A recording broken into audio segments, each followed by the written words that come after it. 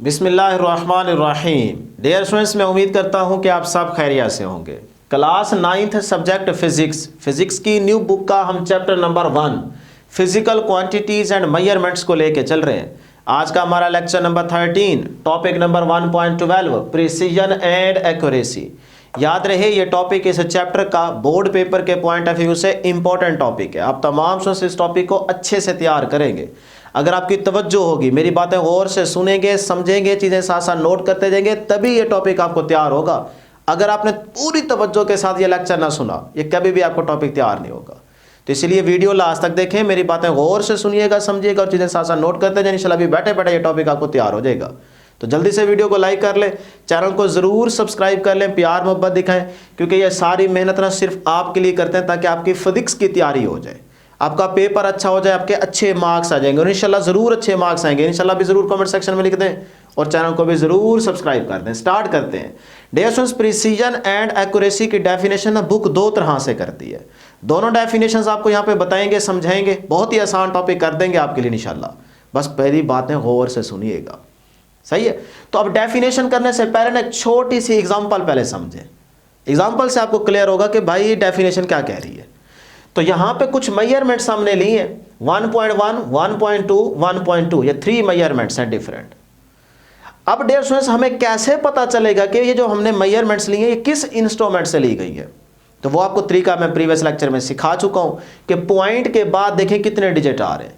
इस वैल्यू में देखें पॉइंट के बाद 1 डिजिट, इस वैल्यू में पॉइंट के बाद 1 डिजिट, इस वैल्यू में भी पॉइंट के बाद 1 डिजिट। तो हम समझ गए कि ये मेजरमेंट्स उस इंस्ट्रूमेंट से ली गई होंगी जिसका लीस्ट काउंट 0.1 सेंटीमीटर होगा। तो जल्दी से कमेंट करके बताएं 0.1 सेंटीमीटर किस इंस्ट्रूमेंट का लीस्ट काउंट है, यह आप कमेंट करके जरूर बताइएगा। तो मैं यहां लिख देता हूं कि उस इंस्ट्रूमेंट से हमने ये कुछ मेजरमेंट्स ली हैं जिसका लीस्ट काउंट कितना है 0.1 सेंटीमीटर। क्लियर हो कीजिए बात। अब जरा गौर कीजिएगा, पहली मेजरमेंट आई 1.1, सेकंड मेजरमेंट आई 1.2। अब 1.2 1.1 के क्या है, करीब करीब है ना। उसके बाद थर्ड मेजरमेंट देखें 1.2, इसके बिल्कुल बराबर और इसके करीब। तो ये जो मेरी मेजरमेंट्स आई हैं डिफरेंट, ये आपस में कितनी ज्यादा क्लोज हैं, यही प्रिसीजन कहलाती है। तो यहां पे देखिए बुक कैसे इसको डिफाइन कर रही है। Precision of a measurement refers to how close together a group of measurements actually are to each other. Wording थोड़ी मुश्किल लग सकती है आपको, लेकिन बात वही है, आप खुद अपनी वर्डिंग बना लें कि closeness between the different measurements is called precision. या आप थोड़ा सा और वर्डिंग को चेंज करना चाहें तो आप यूं भी कह सकते हैं कि देखें closeness of 2 or more measurements to each other is called precision. तो वर्डिंग अपनी बना सकते हैं, लेकिन समझ होनी चाहिए, ठीक है। तो ये मेजरमेंट्स जो कि डिफरेंट मेजरमेंट्स हैं, ये आपस में कितनी ज्यादा क्लोज है, यही आपकी प्रिसीजन कहलाती है। तो एक तरह से हमने यहां तक डिफाइन कर लिया। अब बुक सेकंड पैराग्राफ में इसको एक और तरह से भी डिफाइन करती है, वो भी आपने जरूर यहां पे समझ लेना है। A measurement is said to be more precise. एक मेजरमेंट मोर प्रिसाइज कहलाती है कब? If it has less absolute uncertainty. जब वो मेजरमेंट लेस एब्सोल्यूट अनसर्टेनिटी रखती है तब वो मोर प्रिसाइज कहलाती है। तो एक मेजरमेंट को देख के आप कैसे बताएंगे कि ये मोर प्रिसाइज है कि नहीं? तो आप पहले एब्सोल्यूट अनसर्टेनिटी को निकालेंगे। एब्सोल्यूट अनसर्टेनिटी अगर उस मेजरमेंट की लेस होगी तो फिर वो मेजरमेंट मोर प्रिसाइज है। बात समझे? अभी एग्जांपल दूंगा, क्लियर हो जाएगा। अब बच्चे सोच रहे होंगे एब्सोल्यूट अनसर्टेनिटी क्या भला है भाई? जैसे बिल्कुल भी ना घबराए। एब्सोल्यूट अनसर्टेनिटी का मतलब लीस्ट काउंट ही है। तो absolute uncertainty equal to least count. अब मैं छोटी सी एग्जांपल दूंगा, आपको क्लियर हो जाएगा, सही है। लेकिन उससे पहले यहां से एक एमसीक्यू क्लियर कर लें, जल्दी से लिख ले। क्या चीज आपको नजर आ रही है, मिल रही है पॉइंट कि precision depends on the absolute uncertainty in a measurement. कि ये जो प्रिसीजन है ये एब्सोल्यूट अनसर्टेनिटी पे डिपेंड करती है। तो इस बात को लिख लें जल्दी से, ये एमसीक्यू बनेगा। अब सर जी डिपेंड तो करती है, लेकिन रिलेशन कैसा बनाती है, डायरेक्ट या इनवर्स, ये क्वेश्चन होगा आपका। तो उस क्वेश्चन का आंसर यहां पे आपको दे देते हैं कि जो प्रिसीजन एब्सोल्यूट अनसर्टेनिटी पे डिपेंड करती है, याद रहे यही प्रिसीजन एब्सोल्यूट अनसर्टेनिटी के साथ इनवर्स रिलेशन बनाती है। नोट करते जाए, बातें गौर से सुनते जाए, पूरी तवज्जो के साथ बैठेंगे तो इंशाल्लाह अभी बैठे बैठे टॉपिक तैयार हो जाएगा। एक एक चीज क्लियर कर दूंगा, चैलेंज कर रहा हूं कि पूरी यूट्यूब पे आपको इस तरह से आराम से डिटेल में कोई भी नहीं पढ़ाएगा। सही है। तो एब्सोल्यूट अनसर्टेनिटी के साथ प्रिसीजन का इनवर्स रिलेशन होता है। अब एब्सोल्यूट अनसर्टेनिटी क्योंकि लीस्ट काउंट है तो आप चाहें तो यहां पे लीस्ट काउंट भी लिख सकते हैं। सही है। इसका मतलब या है, या ये लिखें या ये लिखें। लो जी, ये फार्मूला बन गया। अब हम एक छोटी सी एग्जांपल से आपको क्लियर कराते हैं कि किस तरह से मेजरमेंट्स में से आप अंदाजा लगाएंगे कि भाई कौन सी मेजरमेंट मोर प्रिसाइज है। डियर स्टूडेंट्स, एग्जांपल की तरफ आए। हमारी एक वैल्यू या मेजरमेंट है 12.7 सेंटीमीटर। किसी भी चीज़ की हमने मेजरमेंट ली, लेंथ को मेजर किया। अब उसी चीज़ की हमने किसी दूसरे इंस्ट्रूमेंट से भी मेजरमेंट की तो उसकी वैल्यू आई 12.74 सेंटीमीटर। तो हमारे पास ये दो मेजरमेंट्स आ गई हैं। अब मुझे बताएं इन दोनों में से कौन सी मेजरमेंट मोर प्रिसाइज है, ज़्यादा अच्छी है। शाबाश, देख के बताएं, जल्दी करें। सर जी कैसे बताएं? तो अभी जो कुछ पढ़ाया है वही यहाँ पे अप्लाई करेंगे। कैसे पता चलेगा?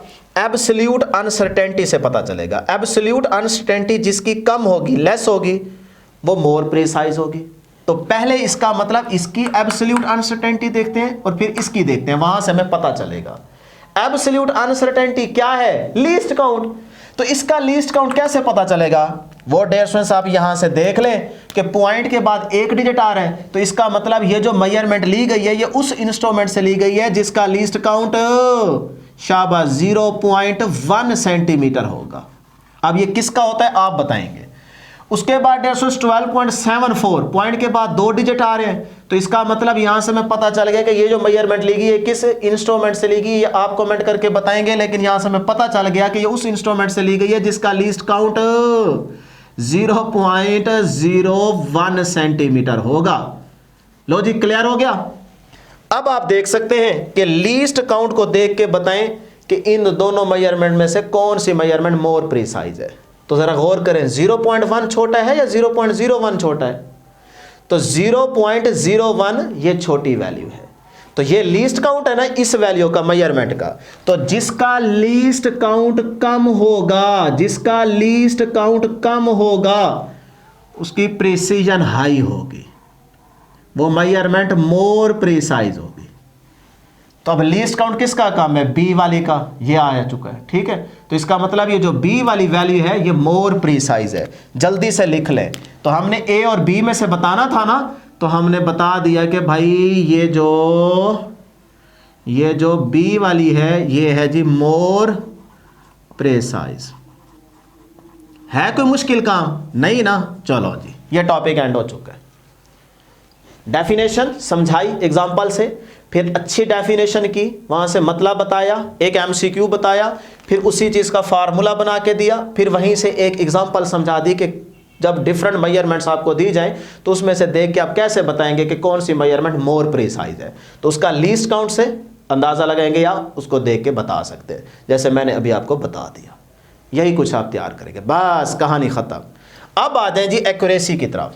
एक्यूरेसी की definition, accuracy refers to how close the measurement is to the true value.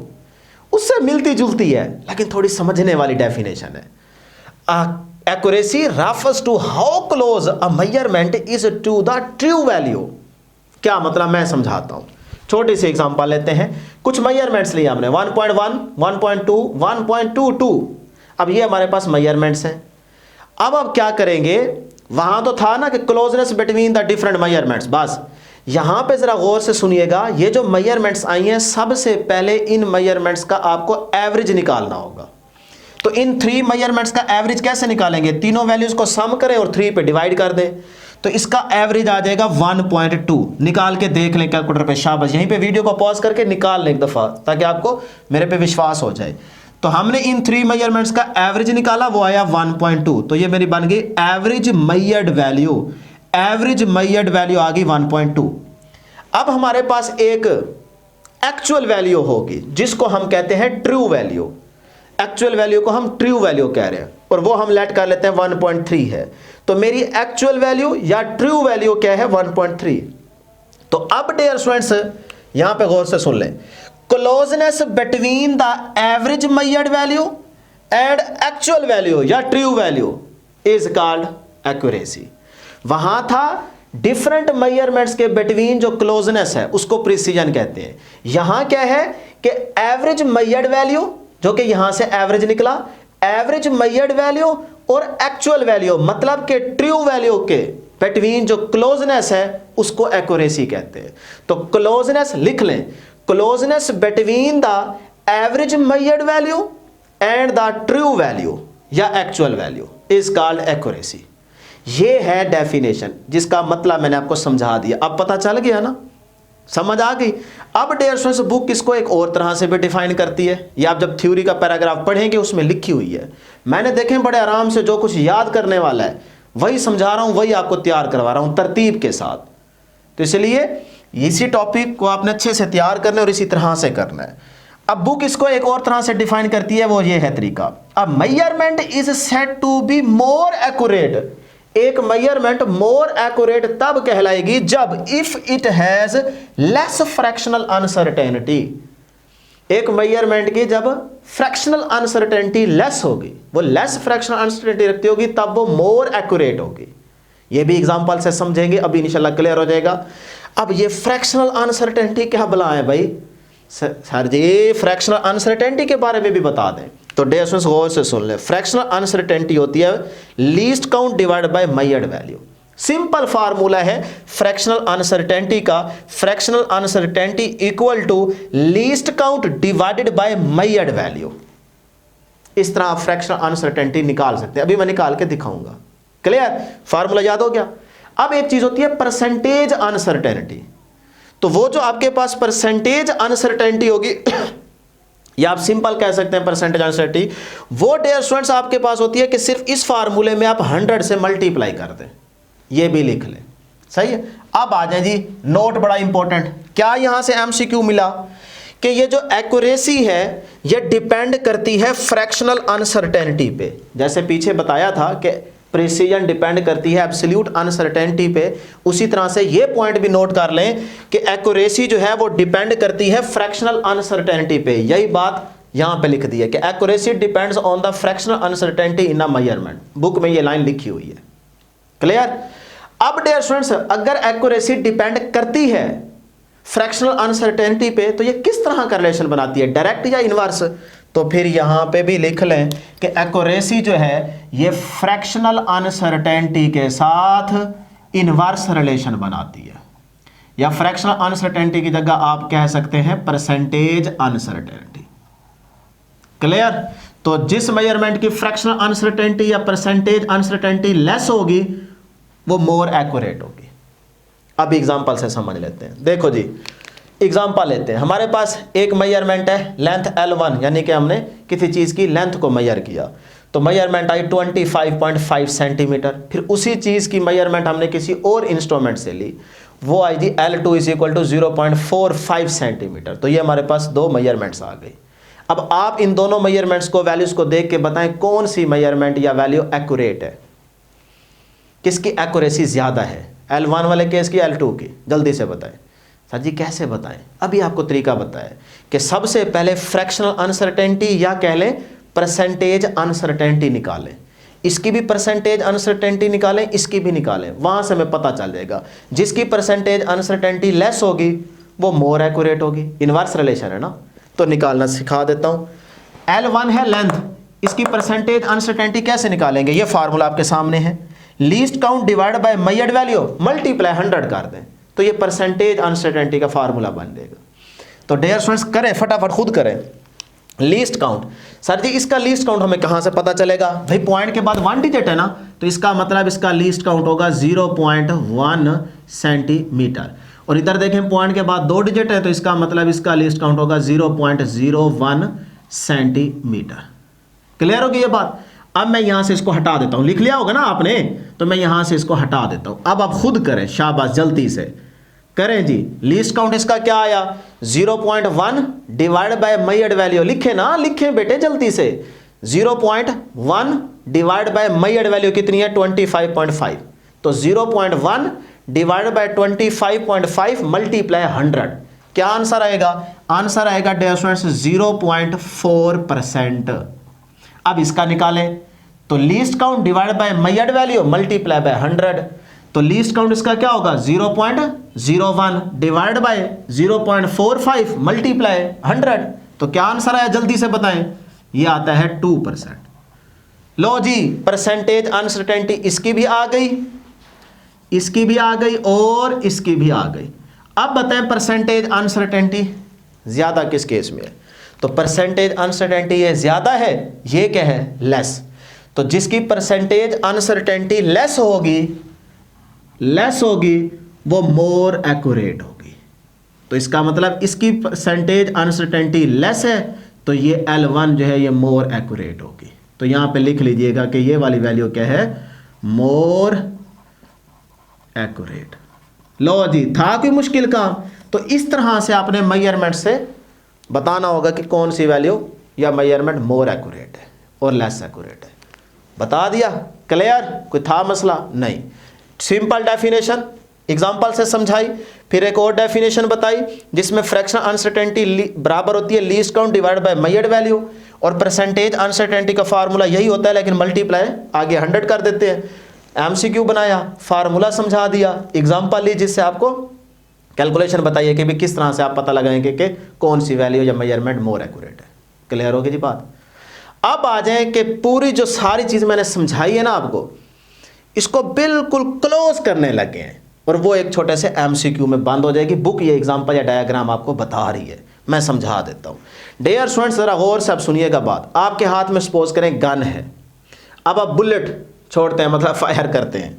मैं आपसे कहता हूं कि भाई ये है आपका सर्कल जिसके अंदर ये टारगेट सेट किया गया है, ये है आपका टारगेट, यानी कि आपने जो निशाना लगाना है वो यहां लगे, इसके अंदर लगे, ये है आपका टारगेट। तो आपने पहली बुलेट फायर की, वो निशाना लगा यहां पे, दूसरा लगा यहां पे, तीसरा लगा यहां पे। आपके पास 3 चांसेस थे, तो एक यहां पे लगा, एक यहां पे लगा, एक यहां पे लगा। तो क्या आपने टारगेट को हिट किया? नहीं ना। तो इसका मतलब एक्यूरेसी लो है। अगर आप टारगेट पे हिट करते तो एक्यूरेसी हाई होती, क्योंकि आप टारगेट को अचीव कर रहे हैं। सही है? तो एक्चुअल वैल्यू के करीब पहुंच रहे हैं या एक्चुअल वैल्यू को हिट कर रहे हैं। सही है? तो इसका मतलब आप ट्रू वैल्यू या एक्चुअल वैल्यू मतलब टारगेट को हिट नहीं कर रहे, तो एक्यूरेसी क्या हो जाएगी? लो हो जाएगी। अच्छा, प्रिसीजन क्या होती है? आपस में करीबता, क्लोजनेस बिटवीन द मेजरमेंट्स। तो एक निशाना लगा यहां, एक लगा यहां उससे दूर, एक लगा उससे भी दूर। तो क्या ये तीनों निशाने जो हैं ये आपस में करीब तर लगे हैं, एक ही जगह पे लगे हैं? नहीं ना। तो प्रिसीजन भी क्या है? लो।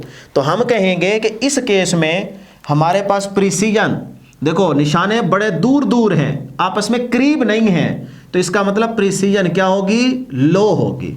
अच्छा, एक्यूरेसी, टारगेट पे तो आपने निशाना नहीं लगाया, तो एक्यूरेसी भी क्या होगी? लो होगी। तो ये केस हो गया फाइनल। आप आ जाए अगले केस की तरफ। अगर आपने आप में से किसी दूसरे स्टूडेंट ने निशाना लगाया, वो भी टारगेट पे हिट नहीं कर रहा, पहला लगाया वो यहां लगी बुलेट, दूसरी यहां, तीसरी यहां। अब इस सिचुएशन में देखें टारगेट पे आप हिट नहीं कर पाए, तो एक्यूरेसी क्या हो जाएगी? लो। तो एक्यूरेसी होगी यहां पे लो। अच्छा, अब देखें जो निशाने आपने 3 लगाए ना वो आपस में करीब करीब हैं, एक यहां लगा, एक यहां लगा, एक उसके बिल्कुल करीब लगा, तो आपस में क्लोज। तो क्लोजनेस बिटवीन द मेजरमेंट, यही डेफिनेशन पढ़ा के आ रहा हूं। तो क्लोजनेस है ना यहां पे, तो प्रिसीजन क्या होगी? हाई होगी। तो प्रिसीजन यहां पे क्या होगी? हाई होगी। इस तरह से एमसीक्यूज होते जाएंगे। अब मुझे जल्दी से बताएं कि अगर आपके पास एक और स्टूडेंट है, वो निशाना लगाता है, एक लगता है यहां पे, दूसरा लगता है यहां पे, तीसरा लगता है यहां पे, इस तरह से। अब बताएं इस केस में क्या होगा? शाबाश, जल्दी से बताएं। इस केस में डेशोस देखें, प्रिसीजन आपस में करीबता रहने तीनों निशाने, तो प्रिसीजन क्या होगी? हाई। एक्यूरेसी भी क्या होगी? तीनों टारगेट पे हिट कर गए हैं, तो एक्यूरेसी भी क्या होगी? हाई होगी। इस तरह से। क्लियर? चलें जी, ये आप जल्दी से बताएंगे। एक और बच्चा, उसने पहला निशाना लगाया यहां पे, दूसरा लगाया यहां पे और तीसरा लगाया यहां पे। अब इस केस में मुझे आप बताएं जल्दी से कमेंट करके कि प्रिसीजन क्या होगी और एक्यूरेसी क्या होगी। लो जी, टॉपिक एंड हो चुका है। लास्ट में एक छोटा सा टेबल बुक दे रही है जिसके अंदर टेबल नंबर 1.7 है, कुछ एमसीक्यूज आपको क्लियर करने हैं। देखें, type of clock, use and accuracy, के कौन सी क्लॉक जो है वो मोर एक्यूरेट टाइम बताती है या मेजरमेंट है। तो आपने डियर स्टूडेंट्स यहाँ पे क्लॉक की टाइप्स याद रख लेनी है और उनके आपने यहाँ पे लीस्ट काउंट याद रख लेने हैं। तो देखें, जैसे एटॉमिक क्लॉक की बात करें तो वो कह रहा है measures very short time of interval about 10⁻⁻10 seconds, यानी कि ये क्लॉक इतनी ज़्यादा अच्छी है एटॉमिक क्लॉक कि ये आपको टाइम के इतने छोटे वक्फे को आसानी से बिल्कुल सही मालूम करके दे सकती है। कितना? 10⁻⁻10 सेकेंड तक के वक्फे को, इंटरवल को आराम से बिल्कुल सही मालूम करके दे सकती है। तो ये उसके बाद डिजिटल स्टॉप वॉच, तो वो कहते हैं ये जो डिजिटल स्टॉप वॉच है ये भी अच्छी है। तो ये टाइम के 0.01 सेकंड तक के वक्फे को बिल्कुल सही मालूम कर सकती है। इसी तरह से एनालॉग या मैकेनिकल स्टॉप वॉच, वो कहता है ये जो स्टॉप वॉच है ये टाइम के 0.1 सेकंड तक के वक्फे को बिल्कुल सही मालूम कर सकती है। तो ये इसका मतलब लीस्ट काउंट हुआ ना इन डिवाइसेस का, सही है। तो इस तरह से 2-3 आगे भी बताया गया, वो बुक में देख लीजिएगा, मैंने आपको सिंपल बता दी है। तो ये था हमारा आज का टॉपिक। उम्मीद करते हैं कि आपको हर एक चीज़ क्लियर हो गई होगी, समझ आ गई होगी। इसी तरह इस टॉपिक को तैयार कीजिएगा, हमारे लिए दुआ करते रहिएगा, चैनल के साथ जुड़े रहिएगा।